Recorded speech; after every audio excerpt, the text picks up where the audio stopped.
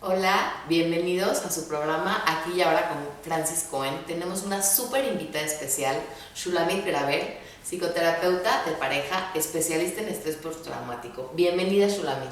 Muchísimas gracias por haberme invitado a este espacio que, según entiendo, es para que todos los que nos están viendo y escuchando puedan mejorar su calidad de vida, ¿cierto? Exactamente, así es. Con un gran tema. Pues es un gran tema, le llamamos del sufrimiento al crecimiento, que es algo en lo que yo he estado trabajando mucho, porque me he dado cuenta que lo que te define en la vida no es lo que en realidad te pasa, sino lo que haces con lo que te pasa. De hecho, me atrevo a decirte que solamente el 10% es lo que te pasa en la vida. El 90% es lo que tú eliges hacer con lo que te pasa. Nos pueden pasar muchas cosas a las que no tenemos acceso de controlar. Te pueden secuestrar, te pueden robar, te pueden pasar cualquier tipo de tragedias. Eso puede ser que no tuviste el control sobre ellas, pero ¿qué hacer con eso? Si eso va a determinar tu calidad de vida, si eso va a agotar tu realidad, que es mi frase preferida, yo creo que nada en la vida puede agotar nuestra realidad. Siempre seremos más que lo que vivimos. Tú eres más que una mujer que le pasó esto. Tú eres una mujer que tienes, puede ser una carrera, que tienes esposo, que tienes familia, tienes muchas otras cosas. Pero Francis, ¿cuál es el problema al que nos enfrentamos cuando vivimos una experiencia traumática? Que creemos que eso nos define. ¿Por qué? Porque nos volvemos víctimas. Sí, totalmente. Y ahí, al ser víctima, ya no eres responsable. Exactamente. Y cuando no eres responsable, la solución no está adentro, está afuera. Eso es exactamente el problema más importante. Si yo soy víctima de algo y no soy responsable de qué hago con eso, ¿cómo voy a poderlo solucionar? Entonces mucha gente me dice, ¿cómo te dedicas a trabajar con cosas tan difíciles? Feminicidios, abuso sexual.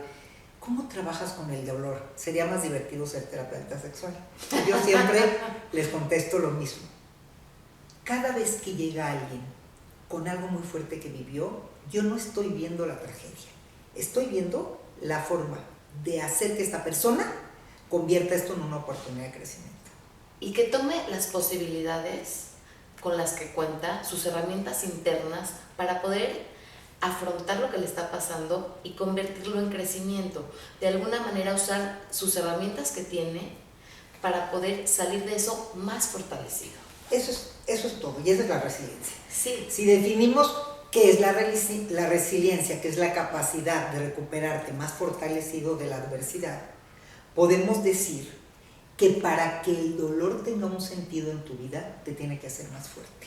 Ahora, se aprende, es lo que tengo entendido. No solamente se aprende, la resiliencia se forja, sí se aprende. Sí. Hay mucha discusión si es genética, no es propiamente genética, pero sí hay una parte aprendida, sí, de donde venimos, de cómo nos hemos fortalecido. Pero lo más interesante de todo es que el hombre solo se mueve por sentido, fíjate. Tú no cambias nada en tu vida que no te hace sentido. Vamos a poner un ejemplo vago y tonto. Tú tienes 30 kilos de sobrepeso y nadie te dice nada, a tu esposo no le importa. Y tú sigues así por la vida. Pero ¿qué tal cuando vas a un doctor y te dice, te voy a decir el peligro que tienes con esos 30 kilos? Mira, tus rodillas ya están así, ya estás prediabética. Adelgazar tiene un sentido. Me voy a morir. Bueno. Y el dolor tiene que tener un sentido. La pregunta que todos se hacen es cómo encontrarle un sentido al sinsentido. O sea, una motivación, de alguna manera. Tienes que tener una motivación. Tiene que tener para un sentido, un para qué. Claro. Un para qué. Sí. Porque cuando vivimos una tragedia, desafortunadamente la pregunta es, ¿por qué a mí? Exacto. O sea, y no te tendrías que preguntar por qué a mí, tendrías que preguntar ¿para qué? Esa es la pregunta. Si yo tuve que haber vivido esto, ¿para qué? ¿Qué señales del universo de la vida son las que tengo que aprender para crecer? Y entonces le encontramos un sentido a la experiencia y nos convertimos más fuertes. En todo. Trabajo con parejas que tienen una crisis, una infidelidad. Encontrémosle un sentido en su vida a esto, para que a partir de acá hagamos un mejor contrato de pareja. Crezcamos juntos como pareja. Entonces el para qué es el que te lleva directamente a hacerte responsable y a crecer a partir de lo que vamos. O sea, la responsabilidad como empoderamiento de alguna manera. Exactamente.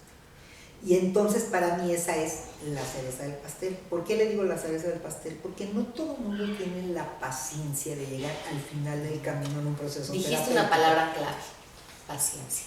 Paciencia. Todo es un proceso en la vida. Tú como terapeuta sabrás que muchos pacientes vienen a terapia por algo fuerte, abortan el tratamiento, no continúan. Entonces, para mí, el último paso del trabajo con trauma o experiencias dolorosas o crisis de vida es la transformación en una oportunidad de crecimiento. ¿Pero qué crees? Muchos no lo hacen. Entonces me conformo con un paso antes, con que logremos resignificar la experiencia. ¿Qué quiere decir? ¿Qué me voy a decir a mí misma de lo que viví? ¿Cómo voy a procesar lo que viví para que en 20 años no siga yo llorando por lo mismo? Pero no tendría que ser primero la aceptación, Shulamit. O sea, como la Sí. aceptación de la experiencia, como decir, no pelearme con la realidad. Esto es lo que pasó. Acepto la experiencia y a partir de la aceptación de la experiencia, porque si te peleas con la realidad, yo creo que el sufrimiento en sí no es lo que realmente te hace sufrir. Yo creo que lo que te hace sufrir es pelearte con la realidad.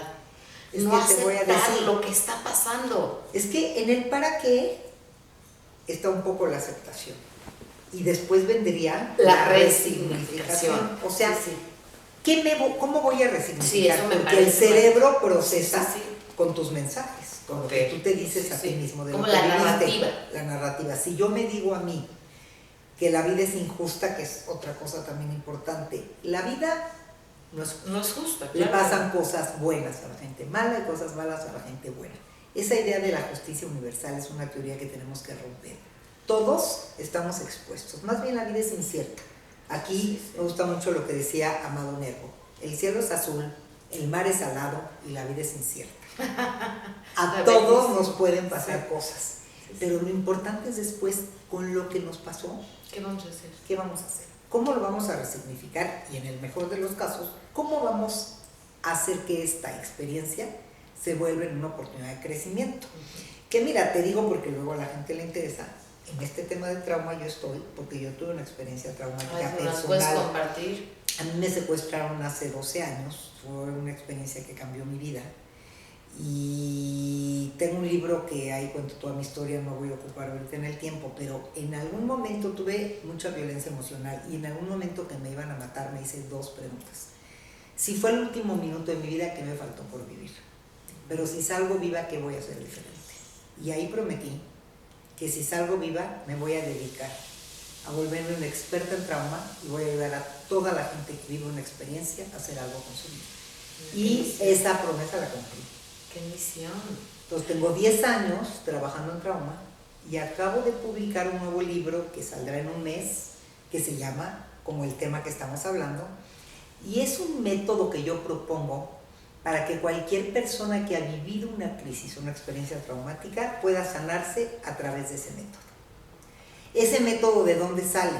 De lo que estudié, de lo que he trabajado con pacientes, fui sacando lo que a mí me hizo más sentido y traté de condensarlo en una propuesta concreta y viable para todo el mundo, porque creo que la gente no sabe muchas veces qué hacer con lo que vive, es el problema. Sí. Y no sabes la tristeza que me da. Por miedo. ¿Qué Mira, pasa? Se sabe que el cerebro es un buscador de placer. No Okay. nos gusta trabajar en miedos, Claro, no nos gusta las trabajar. emociones incómodas. Luego hay otra cosa, sales de una experiencia así, todos te dicen, ya estás bien, estás vivo, ya, Sí. dale carpetazo. ¿Por qué? Porque al otro Le le incomoda la emoción Claro. de dolor. Claro. Yo me acuerdo, mi hijo estudiaba en la Ibero, mi hijo grande, y sus amigos no lo saludaban porque, ¿qué le van a decir? ¿Cómo está tu mamá que secuestraron? ¿Qué tal que lo peor, ¿no? No se puede ni decir Sí, la palabra. No se puede ni decir, Sí, entonces sí, como sí. que no se acercaban a él, ¿no? Sí. Afortunadamente no me hicieron nada físico, aprendí a usar mis herramientas terapéuticas. Tuve una experiencia muy interesante y escribí un libro que se llama Agonía en la incertidumbre, que es mi experiencia.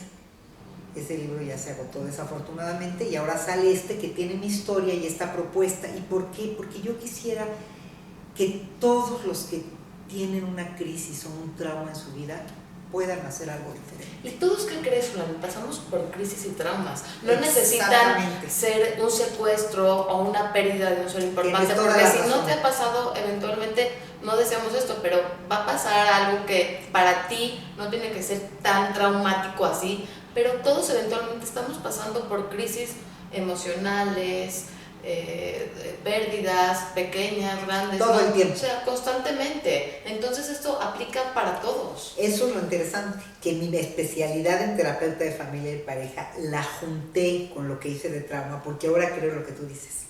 No importa qué tan difícil, yo no juzgo, sí. No tiene que ser una tragedia, exacto. Pero cualquier crisis bien vale la pena trabajar. Sí, y el autotrabajo, el autoconocimiento es tan importante como, yo creo que como para lavarte los dientes y le inviertes a comer sano y a hacer ejercicio, así le tenemos que invertir a las emociones y así le tenemos que invertir al autotrabajo y a trabajar y a fortalecernos, no en la crisis. Yo creo que tenemos que fortalecernos para cuando venga la crisis ya tener estas herramientas. ¿Pero qué o sea, crees, no nos Francis? esperemos a que venga. Me encanta lo que dices, pero ¿qué crees? ¿Qué? ¿Sabes qué es lo más triste que me he dado cuenta en mi trabajo terapéutico? No cambiamos por conciencia, cambiamos a través de las cosas duras de la vida. A mí me encantaría que la gente se levantara hoy miércoles y dijera, soy la mejor versión de mí misma, soy quien quiero ser. Me gustaría ser alguien diferente. Pero partes. ¿qué tal cuando te pasa algo? No, pero es que estamos hechos de partes, Shulamit. O sea, no somos integrales, pero tenemos partes. A lo mejor hay partes que me gustan mucho de mí, que me amo mucho de mí, pero hay partes que sé que me faltan por trabajar y que no son la mejor versión de mí en estas partes. Y ahí le voy a meter. O sea, estaría muy bien que lo hiciéramos, conciencia. pero ¿qué crees? Yo creo que como terapeutas, ese es nuestro trabajo. Pero hay mucha información hoy. Ya sí, no sí es hay. como antes. O sea, hoy ya no podemos tener los ojos cerrados. Ya por donde voltees hay información de lo que quieras. Y sobre todo, emocional. Hoy la prevención tendría que ser el camino más importante. Sí. Yo cuando vienen parejas, por ejemplo, que todavía no tienen problemas o se van a casar, pero quieren saber si están haciendo un buen contrato, les digo, los felicito por su conciencia, ¿no? Exacto. Porque si no es el típico ejemplo de niño ahogado, pozo tapado, ¿no? La gente viene, ya, ¿qué pasó? Entonces, en ese momento, ¿qué hago? Claro, también hay cosas que hacer después, pero ojalá previniéramos nuestra salud. Yo digo, la paz interior no es negociable. Exacto. ¿Cuánto vale tu paz? ¿Sí? ¿Cuánto? No tiene precio. Sí. Pero ¿qué crees? Todavía la terapia sigue siendo como un... ¿Tabú? Mira, menos, pero te voy a decir una cosa. ¿Cuántas veces vas a terapia nada más por tener un espacio una vez a la semana donde tú te enriquezcas por hablar? Muy poca gente lo hace. Casi los motivos de consulta tienen que ver con una crisis sí, es verdad. que desatan. Bueno, verdad. como terapeutas tenemos que tener la habilidad de aprovechar esa crisis y ayudarle a la persona a convertirse en una mejor persona. La verdad es que la palabra sana, sí sana. Sana Con solo mucho. poner en palabras lo que te está pasando y tener un espacio para tú escucharlo. Deja tú el acompañamiento, el vínculo. Por eso hay el chiste terapéutico que la terapia funciona a pesar del terapeuta. Porque con que solo te tomes una hora a la semana para ir a hablar, tú reprocesas solito. Entonces, yo creo que es importante, retomando el tema, ya si no vamos por conciencia un día normal, por lo menos ir siempre a trabajar las cosas difíciles que nos pasan. No, esto es algo muy importante, las emociones no se evaporan, o se trabajan o se quedan estancadas. ¿Y cuándo van a hacer cortocircuito? Nunca sabemos. No, y la verdad es que también el cuerpo habla. Claro. O sea, si las dejas ahí, de alguna manera, si no las hablas tú, tu cuerpo se queja eventualmente y de ahí somatizas. Me hiciste recordar un libro que es de mis favoritos que se llama El cuerpo lleva la cuenta. Lo escribió un especialista en trauma, de cómo el trauma se asienta en el cuerpo. Y es un libro muy fuerte que habla precisamente de que si tú no trabajas tus emociones, las emociones van a hablar por ti. Y es algo que no queremos. Queremos ser dueños de nuestras emociones. Y tú eres un claro ejemplo de resiliencia. Sí, me lo han dicho mucho, pero no dejé que la experiencia se quede ahí. Trabajé en mi experiencia. ¿Cómo? Si nos puedes compartir un poquito del método. Bueno, cuando fue difícil para mi familia, para mi esposo, para todos, además fue un caso muy desafortunado porque se equivocaron de persona y me secuestraron por error. Entonces yo estaba corriendo, iban a agarrar a una mujer que iba a correr ese día en esa calle, esa hora, y se equivocaron. Cuando en la noche se dieron cuenta, yo le dije, tírame al bote de basura y yo soy una sobreviviente. Y me dijeron, no, ya no se puede, va a tener que ser como cualquier secuestro. Y entonces me sentaron en una silla y me hicieron la pregunta que nunca iba a contestar en mi vida. Ponle un precio a tu vida. Y yo dije, wow, qué pregunta. ¿Cómo le pones un precio a tu vida? Tu vida no tiene precio, ¿cierto? Entonces le dije, mi vida no tiene precio, si quieres mátame. Y ahí como que sospechó que no era yo la persona que esperaban. Y se dio cuenta que quién era y me preguntó, y soy psicóloga, y ahí me dijo, a mí las psicólogas me dan miedo, el jefe. Le dije, ¿por qué? Si quieres aprovechamos el espacio. Y le pregunté de su vida, porque te voy a decir que me salvó mucho, hablando de resiliencia. A mí me apasiona mi trabajo porque me da mucha curiosidad genuina a la vida de la gente. A mí me interesa saber cómo te configuraste en la persona que eres. Entonces le pregunté, ¿cómo elegiste esta profesión? Y me contó su vida, una vida muy terrible, que no justifica lo que hace.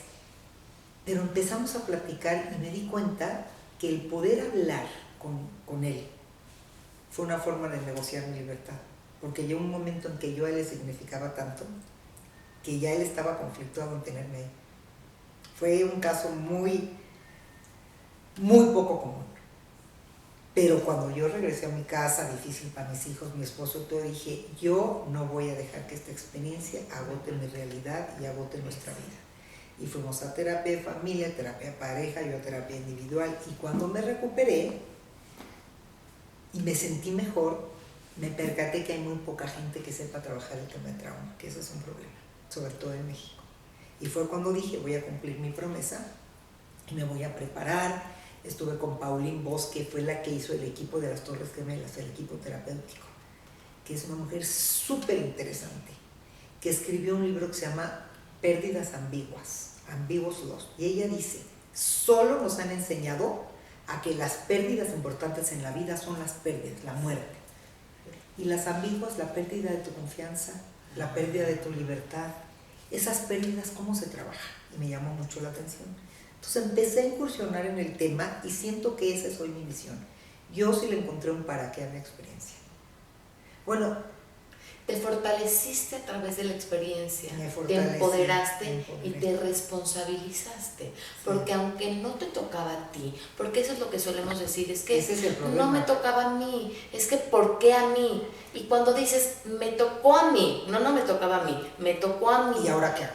Sí, y de alguna Pero manera... un rato me quedé en por qué. Imagínate sí, porque es un que proceso. te secuestren y te digan que estabas en el lugar equivocado, a la hora equivocada, en la semana, que aparte hay una fiesta judía que se celebra la libertad y todo en esa semana, en el lugar equivocado, a la hora equivocada, esa semana. Entonces yo perdí la fe. Sí, pero ¿qué crees, Shulamit? No hay equivocaciones. Bueno, yo ahí lo pensé, luego pensé, ¿a quién le habré salvado la vida? Tal vez iban a tener otra persona ti, que no iba a tener. ¿A quién te salvaste la vida? A ti. A ti te salvaste la vida porque tú, ahora sí que cambiaste la narrativa. Puede ser. Tú te salvaste la vida a ti. Puede ser. Porque te reconstruiste y tú le estás salvando la vida a cuántos. Porque al haber estudiado lo que estudiaste y haberte fortalecido en este tema, sí, puede ser. Lo que estás haciendo hoy es eso. Bueno, sí siento que es mi misión y sigo trabajando con parejas y familias, pero me da mucha emoción cuando gente que vive crisis viene y me dice, quiero hacer algo diferente y me quiero construir a partir de esta adversidad. Y entonces, ¿sabes qué creo? Que si todos los que vivimos crisis o experiencias traumáticas las trabajáramos, no estaríamos enojados con la vida. Me parece que mucha gente que vive traumas se queda tan mal que luego retraumatiza, porque nunca trabaja lo que vivió. Y yo creo que esa sí es una responsabilidad, recuperar tu paz, decir, si esta es una segunda oportunidad, mira, pocas veces te vuelven a repartir las cartas de tu vida, pero tú tienes que hacer la jugada. Creo que las crisis y los traumas son momentos en que te vuelven a dar las cartas de tu vida, pero tú tienes que elegir cuál es la jugada que vas a hacer y qué es lo que vas a hacer con la experiencia. Eso sí te corresponde a ti. ¿Dónde la vas a colocar? Como oportunidad o como ahí me voy a quedar para seguir siendo la víctima, sí. De por qué a mí para manipular, para protagonizar o para victimizar, o te responsabilizas, te empoderas, te construyes, te quedas triste. y construyes y generas tanta luz, tanto conocimiento, tanto amor y te amas tanto que puedes compartir tu luz y tu don y tu misión. Pues sí, pero hay que tener la voluntad de hacerlo. No, entonces sí es un tema de voluntad. Es un tema de decisión, de voluntad, de creer que hoy puedes hacer algo distinto de tu vida. Si hoy tienes que cuestionar quién eres porque volviste a vivir, ¿te gusta quién eres o harías algo diferente de ti? Yo he cambiado mucho mi vida, porque a ver, ¿qué me puede alterar después de haber estado secuestrada? Que se me ponche una llanta, que el güey me marque mal el camino. O sea, ¿qué me podría alterar hoy? Después de que me hayan quitado mi libertad y haya regresado a la vida. Pocas cosas. Y yo antes era poco tolerante, me alteraba muy fácil. Entonces, sí he cambiado muchas cosas, pero vuelvo a repetir lo mismo. Ojalá cambiáramos por conciencia, por decir... Y si no lo hacemos por conciencia, saber que a lo mejor, como yo dije, no necesitas llegar a ese extremo de crisis, saber que todos los días y cada momento tenemos una oportunidad para mejorar, para ser más tolerantes con los de afuera, empezar con nosotros mismos, perdonarnos primero por no ser perfectos, por no llegar a lo mejor donde queremos llegar, y como ser más amables, ser más cálidos, ser más cariñosos, empezar por nosotros mismos. Y como que cuando empiezas con eso, pero sí creo que tienes que empezar contigo, porque no puedes hacer para afuera lo que no haces para adentro. Entonces sí empieza con un trabajo personal, y cuando tienes ese trabajo personal, que bueno, llega en crisis como dices, cuando no es una crisis es un berrinche, cuando te quedas ahí es nada más un berrinche, pero cuando realmente es una crisis que necesitas moverte, que es lo que te lleva a moverte, a buscar ayuda y a pedir ayuda, y lo que los invito es, pidan ayuda, no están solos, pedir ayuda no es de pena, no es de gente débil, es de gente fuerte, porque la vulnerabilidad no es señal de debilidad, es señal de fortaleza, ¿no?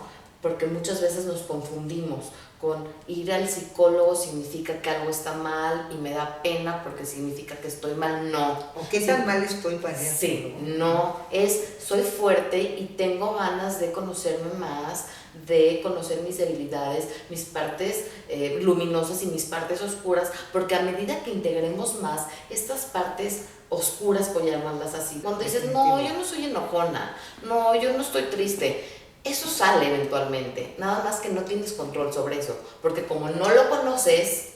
Y peor, después de vivir una experiencia traumática, porque como el impacto es tan fuerte, y esto es algo, no sé si tenemos unos minutos. Sí, claro. Cuando vives una experiencia traumática, tu cuerpo se pone, esto es muy interesante, en modo sobrevivencia. Así como ahorita todos pusimos nuestro teléfono en modo avión o en modo silencio, modo sobrevivencia es una condición natural en una crisis o trauma extremo. ¿Por qué? Porque se colapsan las emociones. Hazte cuenta que agarra las emociones para que tú estés listo para sobrevivir. Imagínense si en el temblor los rescatistas, en vez de aventarse a salvar a las víctimas, tenían que preguntarse, ¿será que está fuerte la cuerda? ¿Será que mi esposa le dará miedo y no sé si regreso y tengo un niño de 2 años? ¿Será que la víctima de abajo pesa 180 kilos y no la puedo subir? Sí, no haría nada. No haría nada. Entonces en ese momento te avientas. Pero ¿por qué la gente se confunde después? Porque dice, ay, me cayó el 20 mucho tiempo después, en el momento no. Porque después de que estamos a salvo, el cuerpo no aguanta mucho tiempo en modo sobrevivencia porque se quema la hormona del estrés, que es el cortisol. Entonces las emociones regresan y es cuando dices, ¿cómo fui capaz de pensar en que me iba a escapar la segunda noche que lo iba a hacer? ¿Cómo fui capaz de aventarme a rescatar a estas? ¿Cómo hice esto? Es como no medí las consecuencias porque las emociones no estaban ahí, te protegen, no están. Pero después, el típico estrés postraumático, por eso sucede entre el segundo y el 6º mes después de haber vivido una experiencia traumática, porque es cuando las emociones regresan. Antes estás eufórico, y ahí es donde la gente se confunde, dice, pero si estaba yo también, ¿qué me pasó? No estaba en la euforia, porque estaba en modo sobrevivencia. hasta que el cuerpo sale de modo sobrevivencia, y es el término survival mode, muy famoso, no lo inventé yo, es que regresan las emociones, y es cuando necesitamos trabajar toda la maraña de señales y cosas que nos están pasando. El cuerpo es muy sabio y muy sano, y nuestro instinto es a sobrevivir. Sí. Por eso que dice, no podría vivir sin esto, no podría vivir sin aquello. Sí, podemos vivir sin todo porque nuestro instinto es a sobrevivir, pero con más razón los invito a todos a que vayan a terapia, a que se trabajen, porque eventualmente surgen todas las emociones. ¿Y qué hacemos con esto? ¿Qué hacemos con esto? Solos no podemos.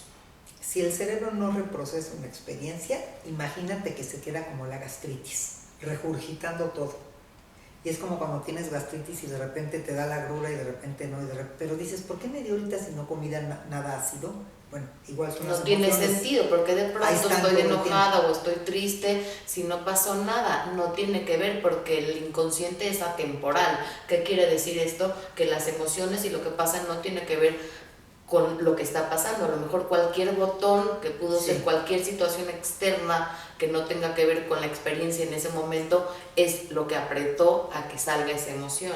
Entonces no están locos, sino que tiene que ver con lo que no se procesó en su momento, que se tenía que ver hablado, procesado, sentido. Entonces, de ahí que procesar experiencias sí es nuestra responsabilidad. Sí. Y fíjate que el otro día escuché un término que me encantó. Imagínense que el cerebro es como una cinta de cine, que está toda apretada de una forma. Una vez que pasas la película, se vuelve a enredar, pero nunca con la misma fuerza ni de la misma forma. Y cada vez que vuelve a pasar la película, se vuelve a enredar distinto. Bueno, cada vez que tú cuentas tu experiencia, el cerebro la vuelve a reprocesar. Tú mismo te escuchas cosas distintas. Una vez que hablas algo que viviste, nunca se regresa igual la información. Entonces, si tú te animas a ir a un proceso terapéutico, mientras más cuentas tu experiencia, por eso hablar es muy importante. El silencio es el cáncer a nivel emocional. Entonces tú hablas y sigue reprocesando y se sigue acomodando de otra forma. ¿Y cómo lo hablas? ¿Con qué palabras? ¿Qué dices? ¿Cómo la cuentas? ¿Con qué emoción? ¿Cómo la vives? Eso... Pero ¿no crees, Francis, que ahí está nuestro trabajo terapéutico? Yo creo mucho a la hora que alguien está contando una experiencia, ayudarlo a que el lenguaje crea significados. Entonces, ¿qué te estás diciendo a la hora de hablar? ¿De qué forma estás manejando los mensajes para poderlos asimilar? Sí, porque tú puedes estar contando exactamente lo mismo, pero el sentido que le das cambia toda la emoción. Definitivamente. Y entonces tenemos que ser responsables hasta de la forma en cómo nos contamos nuestras historias, la forma en la que nos decimos nuestros discursos internos. ¿Qué me digo de lo que viví?